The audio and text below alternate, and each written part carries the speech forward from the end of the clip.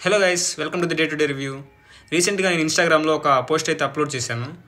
ఏంటంటే అది ఎండ్రిచ్ క్లాసిన్ పంజాబ్ మీద వికెట్ స్టంపింగ్ చూశారు కదా. ఎండ్రిచ్ క్లాసిన్ని అప్రిషియేట్ చేస్తా పోస్ట్ అయితే చేశాను.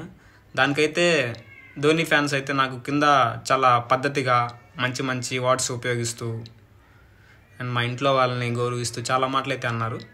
అండ్ ఇంకోటి కూడా చేశాను, ఇంకో వీడియో. 2011 ధోని కొట్టిన 6 గుర్తుందా? నాకైతే ఇంకా నీట్ గా మైండ్ లో రన్ అయితేనే ఉంది. ఆ రోజు హైలైట్ ఏంటంటే ఇండియాలోని స్కూల్స్ అన్నిటికీ మాక్సిమం హాలిడే ఇచ్చారు. ఫైనల్ కదా, ఆ మాత్రం సపోర్ట్ చేయాలి మనం కూడా. టోర్నమెంట్ అంతా ఉతికి పరేసిన సేవ కొట్టినప్పుడు ఉండే జల్లుమనింది. తర్వాత సచిన్ పోయినాడు, కోహ్లీ కూడా పోయినాడు. నెక్స్ట్ రావాల్సింది ఎవరు? యువరాజ్. కానీ అలా జరగలేదు. ధోని వచ్చాడు. ఇంకా బాధుడే బాధుడు, మామూలు కొట్టడం కాదు అది. ఇంకా మ్యాచ్ ఏమో ఫైనల్ స్టేజ్ కి వచ్చింది. 11 బాల్స్ లో 6 రన్స్ కొట్టాలి. మన ధోని ఆగలేకపోయాడు. గట్టిగా పెరికినాడు ఒక్క 6. ఇంకా ఆ బాల్ పోవడం ఎక్కడికో పోయింది. ఇంకా మళ్ళీ కనిపించలే. దట్ విన్నింగ్ మూమెంట్ ప్రతి ఒక్క ఇండియన్ డ్రీమ్. ఇండియా 20 years కలని ధోని నెరవేర్చాడు. ఒకసారి ఆలోచన. ఆ రోజు స్కూల్కి సెలవు ఇచ్చింది గుర్తుందిలే, కానీ గంభీర్ కూడా ఆ రోజు మ్యాచ్ ఆడాడు అనేది గుర్తులేదు. చూశారు కదా, ఆ రోజు సెలవు ఇచ్చింది గుర్తుందిలే కానీ ఆ రోజు గంభీర్ 97 కొట్టాడు కదా, అది గుర్తులేదా అనేసి ఆ యూట్యూబర్ని ట్యాగ్ చేసి అడిగాను. అందులో ధోని గురించి కూడా నేను తప్పుగా మాట్లాడలేదు. మళ్ళీ సేమ్ ధోని ఫ్యాన్స్ అయితే నాకు అట్లాంటి కామెంట్స్ అయితే చేశారు. ఎటువంటి బ్లడ్ రిలేషన్ కానీ మాట్లాడుకునే సంబంధాలు లేని వాళ్ళ గురించి మాట్లాడితే అంత ఫీల్ అయిపోయి అంత చేస్తే మరి మా ఇంట్లో వాళ్ళని కలిపి అన్నప్పుడు నేను కూడా రియాక్ట్ అవ్వాలి కదా. ఈ వీడియోలో ధోని గురించి కానీ ధోని అభిమానుల గురించి కానీ నేను ఎటువంటి నెగిటివ్గా అయితే మాట్లాడను. కొన్ని వాస్తవాలు మాట్లాడతాను, అది కూడా విత్ ప్రూఫ్స్తో మాట్లాడతాను. అండ్ ఇంకోటి, ట్రూ ధోని ఫ్యాన్స్ కానీ ట్రూ క్రికెట్ లవర్స్ కానీ అయితే ఇది అర్థం చేసుకుంటారు. పిల్లనిబ్బా ధోని ఫ్యాన్స్ అయితే కనీసం వీడియో చూసే ప్రయత్నం కూడా చేయరు. ఈ పాటికి నెగిటివ్ కామెంట్స్ నొక్కుతానే ఉంటారు. అండ్ ఈ వీడియో చివర్లో అయితే ఒక అద్దరిపోయే ట్విస్ట్ ఉంటుంది, స్పెషల్లీ ఆ పిల్లనిబ్బా ధోని ఫ్యాన్స్ కోసమే. అట్లాంటి పిల్లనిబ్బాగాల వల్ల ధోనికి కూడా నెగిటివ్ అవుతుంది. అసలు ఆ పిల్లనిబ్బాగాలు స్టార్ట్ చేయడం వల్లే ఇప్పుడు ధోని కూడా ట్రోల్కి గురవుతున్నాడు. అసలు ధోని గొప్పతనం వాళ్ళకి ఏమీ తెలియదు. నాకు కూడా ధోని అంటే పర్సనల్గా చాలా ఇష్టం. ఒక మంచి వ్యక్తిగా తన ఇష్టం, ఒక మంచి వికెట్ కీపర్గా అండ్ మంచి కెప్టెన్గా, ఒక మంచి ఫినిషర్గా నాకు చాలా ఇష్టం. ఒక మ్యాచ్ ఆడొచ్చు, ఒక మ్యాచ్ ఆడకపోవచ్చు. ఒక మ్యాచ్ డక్అవుట్ అవ్వచ్చు, ఒక మ్యాచ్ సెంచరీ కొట్టచ్చు. ప్రతిరోజు సెంచరీ కొట్టాలని రూల్ ఏం లేదు కదా. ఈ సీజన్ ఆడొచ్చు, నెక్స్ట్ సీజన్ ఆడకపోవచ్చు. ఒక బాల్ డ్రాప్ చేశారని ఫీల్డింగ్ చేత కదా అనుకోము కదా. ఈరోజు డక్అవుట్ అయ్యాడని అసలు ఆ క్రికెటర్ రాదనలేము కదా. గతంలో ఎన్నో మ్యాచ్ గెలిపించిన సిచ్యువేషన్ కూడా ఉన్నాయి, అవి ఎందుకు మాట్లాడరు? సో నేను ఇట్లాంటి ప్రూఫ్సే మాట్లాడాలనుకుంటున్నాను. ఇంకా వీడియో అయితే ఫుల్గా చూడండి. చివర్లో ఒక ట్విస్ట్ అదిరిపోద్ది, అది మామూలుగా ఉండదు. ఖచ్చితంగా ధోని ఫ్యాన్స్ అది చూడాలి. గంభీర్ గారి విషయంలో నాకైతే చాలా నెగిటివ్ కామెంట్స్ వచ్చాయి. 2011 వరల్డ్ కప్లో గంభీర్ అసలు ఏం పీక్ ఆడరా, ఒక్క మ్యాచ్గా ఆడింది, మిగతా అన్ని పప్పు శుద్ధ ఆటలాడాడు. 2011లో ధోని లేకపోతే అసలు కప్పే లేదు అని మాట్లాడారు. కప్పు ఎవరి వల్ల వచ్చిందో పక్కన పెడదాం కాసేపు. 2011లో ఇండియా ఆడిన ప్రతి మ్యాచ్ గురించి ఇన్డెప్త్గా మాట్లాడుకునే ప్రయత్నం అయితే చేద్దాం. విత్ ప్రూఫ్స్తో చూపిస్తాను నేను, ఒకసారి చూసేయండి మీరు కూడా. ఫస్ట్ మ్యాచ్ అయితే ఇండియా వర్సెస్ బంగ్లాదేశ్. బ్యాటింగ్లో టాప్ 4 చూసుకున్నట్లయితే సెహ్వాగ్ 175, విరాట్ కోహ్లీ 100, గంభీర్ 39, సచిన్ 28. బౌలింగ్లో టాప్ చూసుకున్నట్లయితే మునఫ్ పటేల్ 4 వికెట్స్, జహీర్ ఖాన్ 2 వికెట్స్ తీశాడు. ఈ మ్యాచ్లో మ్యాన్ ఆఫ్ ది మ్యాచ్ అయితే సెహ్వాగ్ వచ్చింది. సెకండ్ మ్యాచ్ వచ్చేసి ఇండియా వర్సెస్ ఇంగ్లాండ్. బ్యాటింగ్లో టాప్ 4 చూసుకున్నట్లయితే సచిన్ 120, యువరాజ్ 58, గంభీర్ 51, సెహ్వాగ్ 35. బౌలింగ్లో టాప్ చూసుకున్నట్లయితే Zaheer Khan 3, Munaf Patel 2, Piyush Chawla 2. Man of the match England ప్లేయర్కి ఇచ్చారు, ఆండ్రూ స్ట్రాస్. ఇంకా థర్డ్ మ్యాచ్ గురించి మాట్లాడుకున్నట్లయితే ఇండియా వర్సెస్ ఐర్లాండ్. బ్యాటింగ్లో టాప్ 4 చూసినట్లయితే యువరాజ్ సింగ్ 50, సచిన్ 38, కోహ్లీ 34, ధోని 34. బౌలింగ్లో టాప్ చూసుకున్నట్లయితే Yuvraj Singh 5, Zaheer Khan 3. Man of the match అయితే యువరాజ్ సింగ్కి ఇచ్చారు ఈ మ్యాచ్లో. Match number 4 India versus Netherland. Batting 4 చూసుకున్నట్లయితే యువరాజ్ సింగ్ 51, సెహ్వాగ్ 39, గంభీర్ 28, సచిన్ 27. బౌలింగ్లో టాప్ చూసుకున్నట్లయితే Zaheer Khan 3, Yuvraj Singh 2, Chawla 2. Man of the match ఈ మ్యాచ్లో కూడా యువరాజ్ సింగ్కి ఇచ్చారు. Match number 5 India versus south Africa. ఈ మ్యాచ్ అయితే ఇండియా ఓడిపోయింది. బ్యాటింగ్లో టాప్ చూసుకున్నట్లయితే సచిన్ 111, సెహ్వాగ్ 73, గంభీర్ 69, యువరాజ్ సింగ్ 12. బౌలింగ్లో టాప్ చూసుకున్నట్లయితే హర్భజన్ సింగ్ 3, మునఫ్ పటేల్ 2. ఈ మ్యాచ్లో మ్యాన్ ఆఫ్ ది మ్యాచ్ అయితే డేల్ స్టెయిన్కి ఇచ్చారు, సౌత్ ఆఫ్రికా ప్లేయర్కి. Match number 6 India versus West Indies. Batting top 4 వచ్చేసి యువరాజ్ సింగ్ 113, విరాట్ కోహ్లీ 59, గంభీర్ 22, ఎంఎస్ ధోని 22. బౌలింగ్లో చూసుకున్నట్లయితే జహీర్ ఖాన్ 3, యువరాజ్ సింగ్ 2. ఈ మ్యాచ్ కూడా మ్యాన్ ఆఫ్ ది మ్యాచ్ యువరాజ్కి ఇచ్చారు. ఇంకా మ్యాచ్ నెంబర్ 7 ఏదైతే quarter finals India versus Australia. బ్యాటింగ్లో టాప్ 4 వచ్చేసి యువరాజ్ సింగ్ 57, సచిన్ 53, గంభీర్ 50, రైనా 34. బౌలింగ్లో టాప్ 2 వచ్చేసి యువరాజ్ సింగ్ 2, జహీర్ ఖాన్ 2, అశ్విన్ 2. ఈ మ్యాచ్లో కూడా man of the match Yuvraj సింగ్కే ఇచ్చారు. Match number 8 India versus Pakistan. బ్యాటింగ్లో టాప్ 4 చూసుకున్నట్లయితే సచిన్ 85, సెహ్వాగ్ 38, సురేష్ రైనా 36, గంభీర్ 27. బౌలింగ్లో చూసుకున్నట్లయితే యువరాజ్ సింగ్ 2, జహీర్ ఖాన్ 2. ఈ మ్యాచ్లో మ్యాన్ ఆఫ్ ది మ్యాచ్ సచిన్కి ఇచ్చారు. మ్యాచ్ నెంబర్ 9 ఇదే final match India versus Sri Lanka.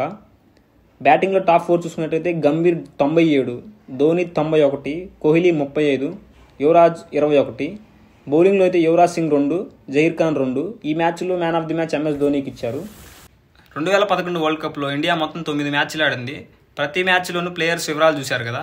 ఈపాటికి చాలామంది తెలిసింది ఎవరి వల్ల వరల్డ్ కప్ వచ్చిందని. ఈపాటికి చాలా వరకు అర్థమైపోయి ఉంటుంది. నేను ఇంకొన్ని ప్రూఫ్స్ కూడా చూపిస్తాను, అవి కూడా చూడండి. ఈ టోర్నమెంట్ మొత్తం మీద హైయెస్ట్ రన్స్ కొట్టిన ప్లేయర్స్ ఎవరంటే టిమ్ దిల్సన్ ఫస్ట్ ప్లేస్లో ఉన్నాడు. శ్రీలంకన్ ప్లేయర్ 500 రన్స్ కొట్టాడు.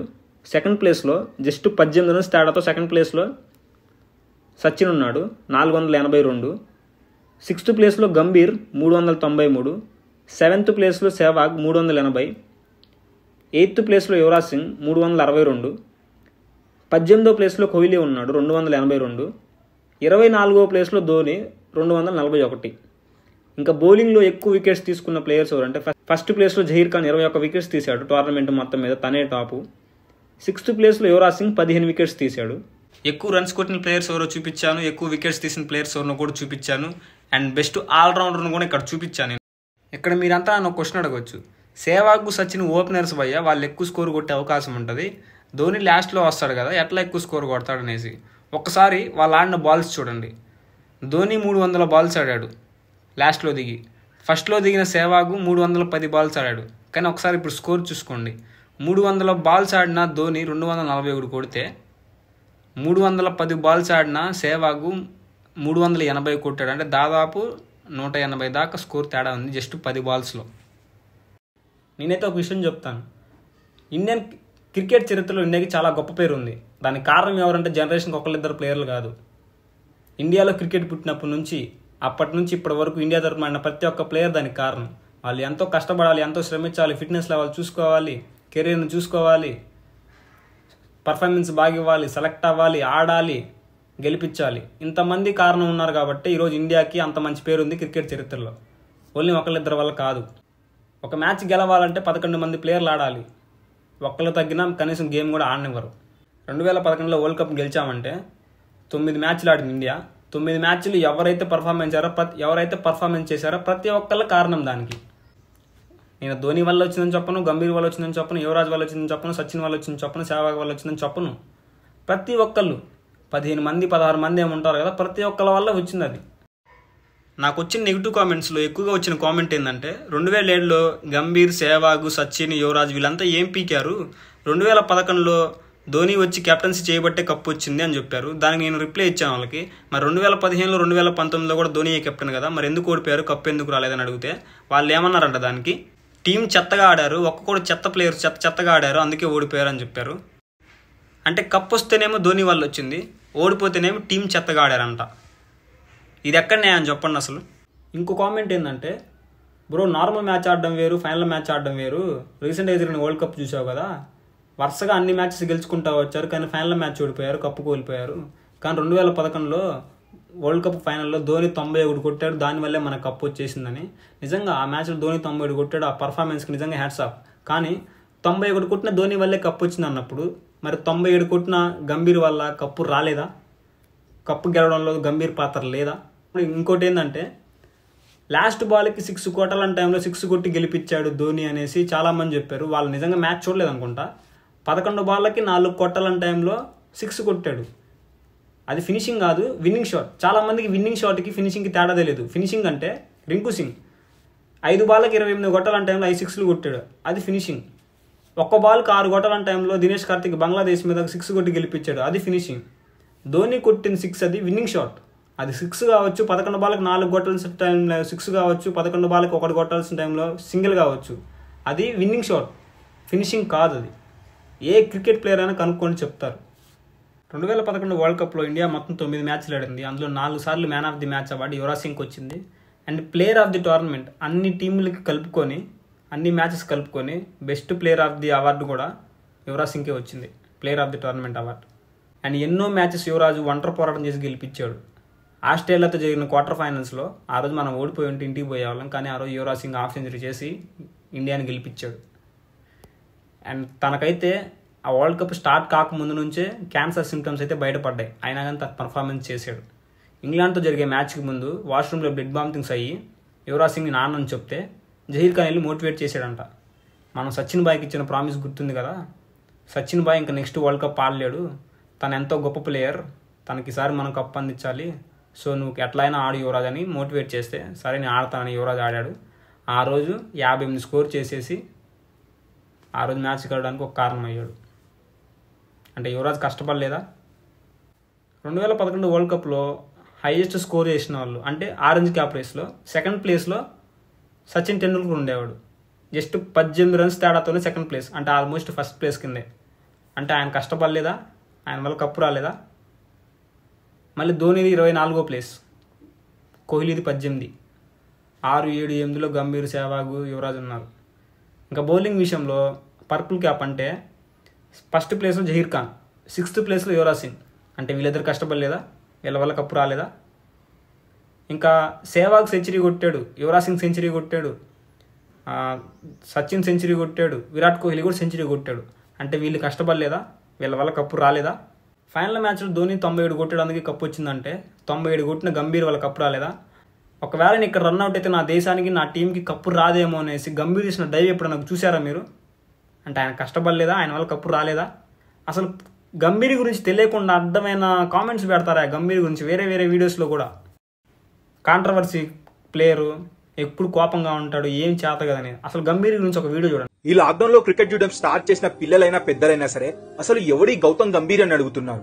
గౌతమ్ గంభీర్ ఎవరంటే 2007 T20 వరల్డ్ కప్ ఫైనల్లో టీమిండియా స్కోర్ 157 ఉంటే అందులో 75 రన్స్ స్కోర్ చేసిన వ్యక్తి. గౌతమ్ గంభీర్ ఎవరంటే 2011 ఓడే వరల్డ్ కప్ ఫైనల్లో 97 రన్స్ చేసి టీమిండియా తరఫున హై స్కోరర్ గా నిలిచాడు. గౌతమ్ గంభీర్ ఎవరంటే తను చనిపోయిన తర్వాత తన బాడీ ఆర్గాన్స్ అని డొనేట్ చేసిన ఫస్ట్ క్రికెటర్. గౌతమ్ గంభీర్ ఎవరంటే కరోనా టైంలో 2 years IPL శాలరీ మొత్తాన్ని డొనేట్ చేసిన వ్యక్తి. గౌతమ్ గంభీర్ ఎవరంటే 100 మంది ఇండియన్ సోల్జర్స్ చనిపోతే వాళ్ళ ఫ్యామిలీస్ మొత్తాన్ని దత్తత తీసుకున్న వ్యక్తి. గౌతమ్ గంభీర్ ఎవరంటే రూపాయికి చాక్లెట్ రాదు, అలాంటిది రూపాయికి ఫుల్ మీల్స్ పెట్టి ఎంతో మంది పేదవారి కడుపు నింపుతున్న వ్యక్తి. అండ్ అంతకు మించి గౌతమ్ గంభీర్ ఎవరంటే పాకిస్తాన్ టీంకి ఉచ్చ పోపించే పాకిస్తాన్ రంకు మొగుడు. ఇప్పుడు అంటారా గౌతమ్ గంభీర్ వాడు వీడని, లేకపోతే వారు అని అంటారా?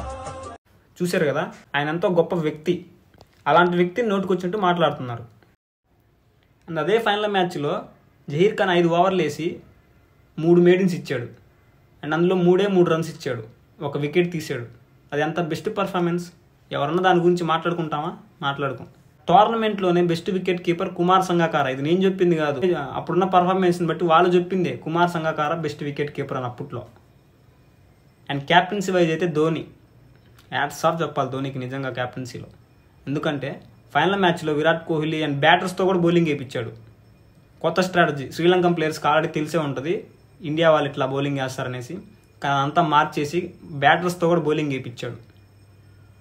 క్యాప్టెన్సీ వైజ్ అప్పటి నుంచి ఇప్పటి కానీ ధోనికి నిజంగా హ్యాట్స్ ఆఫ్. ఒక మనిషిగా ధోని మంచి వ్యక్తి, వికెట్ కీపర్గా కానీ, టీమ్ లీడింగ్లో కానీ, క్యాప్టెన్సీలో కానీ, ఫినిషర్గా కానీ, బ్యాటర్గా కానీ ధోని గొప్ప వ్యక్తి, ఒక మంచి ప్లేయర్. కానీ కొంతమంది పిల్లనిబ్బా ధోని ఫ్యాన్స్ వల్ల ఈరోజు ధోని ట్రోల్స్ ఎదుర్కొంటున్నాడు. ఎట్లా అంటే 2019 వరల్డ్ కప్లో 10 బాల్స్కి 25 కొట్టినప్పుడు ధోని ఎందుకు కొట్టలేదు, మంచి ఫినిషర్ కదా అని ఎటకారంగా ట్రోల్ చేస్తున్నారు. ఆ రోజు సిచ్యువేషన్ తెలియదు మీకు.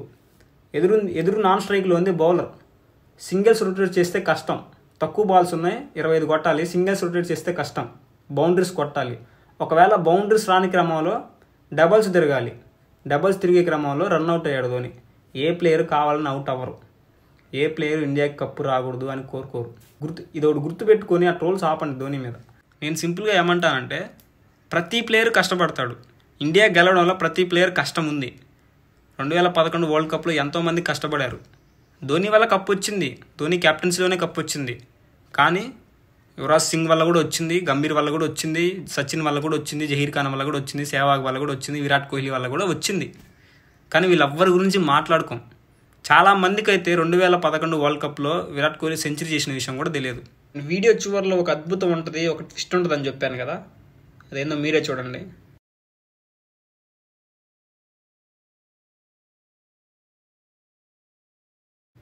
బెస్ట్ ఫుట్బాల్ ప్లేయర్ ఎవరు అని అడిగితే అట్లా వేశారు ఓటు. ధోని ఫ్యాన్స్ అందరూ కాదు, ధోని ఫ్యాన్స్లోనే కొంతమంది పిల్లని నాయాళ్ళు ఉంటారు, ఏమీ తెలియదు వాళ్ళకి. వాళ్ళు చేసే చిల్లర పనుల వల్ల ధోని కూడా ట్రోల్స్ ఎదుర్కొంటున్నాడు ఇప్పుడు. వాళ్ళు ఎవరో కాదు, ఈ వీడియో కింద కూడా నెగిటివ్ కామెంట్స్ పెడతా ఉంటారు చూడు. ఇప్పుడు మీరు ఈజీగా గుర్తుపట్టచ్చు వాళ్ళని. క్రికెట్లో ఇండియాకి గొప్ప స్థాయి ఉంది. ఎన్నో T20 వరల్డ్ కప్స్ కానీ, వేరే వరల్డ్ కప్స్ కానీ, టెస్టులు కానీ చాలా గెలిచారు. దానికి కారణం ఎవరంటే చాలా ప్లేయర్స్. ప్రతి ఒక్క ప్లేయర్కి కష్టం ఉంటుంది, ప్రతి ఒక్క ప్లేయర్ని విలువ ఇవ్వాలి, ప్రతి ఒక్క ప్లేయర్కి రెస్పెక్ట్ ఇవ్వాలి, వాళ్ళ కష్టాన్ని మనం గుర్తించాలి, వాళ్ళకి సపోర్ట్ చేయాలి. ఈరోజు ఆడచ్చు, రేపు ఆడకపోవచ్చు, మళ్ళీ తర్వాత ఆడతారు కదా. వాళ్ళ ప్రాక్టీస్కి, వాళ్ళ కష్టానికి మనం ఒక విలువ ఇవ్వాలి. ఇప్పుడు నాకు వ్యక్తిగతంగా సురేష్ రైనా, దినేష్ కార్తిక్ అంటే ఇష్టం. వాళ్ళని అభిమానిస్తాను, అట్ ది సేమ్ టైం అందరికీ సపోర్ట్ చేస్తాను. ఎందుకంటే వాళ్ళు మన దేశం కోసం ఆడేది. ప్రతి ఒక్క ప్లేయర్ కష్టపడతాడు మన దేశం కోసమే. సో అందరికీ మనం ఈక్వల్గా ప్రయారిటీ ఇవ్వాలి, ఈక్వల్గా రెస్పెక్ట్ ఇవ్వాలి, ఈక్వల్గా వాల్యూ ఇవ్వాలి. నాకైతే ధోని ఫ్యాన్స్ మీద కానీ, ధోని మీద కానీ ఎటువంటి చెడు ఉద్దేశం అయితే లేదు. జస్ట్ నాకు కొంతమంది నెగిటివ్ కామెంట్స్ పెట్టారు కాబట్టి వాళ్ళ కోసం ఈ ప్రూఫ్స్ అన్ని క్రియేట్ చేసి నేను వీడియో చేశాను. అండ్ ఎక్కడా కూడా నేనైతే ధోని కించపరిచి మాట్లాడలేదు అనే అనుకుంటున్నాను. నాకైతే మాట్లాడే ఉద్దేశం కూడా లేదు, ఎందుకంటే నాకు ధోని అన్న ఇష్టమే. సో ధోని గురించి కానీ, ధోని అభిమానుల గురించి కానీ నేనైతే ఎక్కడ చెడుగా మాట్లాడితే నాకు అనిపించలేదు. ఒకవేళ మీకేమైనా అనిపించుంటే I'm really sorry for that. అంతే. ఇంకా మీ అభిప్రాయం ఏందో కామెంట్ చేయండి. ఈ వీడియో నచ్చితే లైక్ చేయండి. ఇంకా నేను జెన్యూన్గా చెప్పాను, జెన్యూన్గా ఉన్నాను అనిపిస్తేనే నా ఛానల్ సబ్స్క్రైబ్ చేసుకుని నాకు కొంచెం సపోర్ట్ చేయండి. Thanks for watching. బాయ్.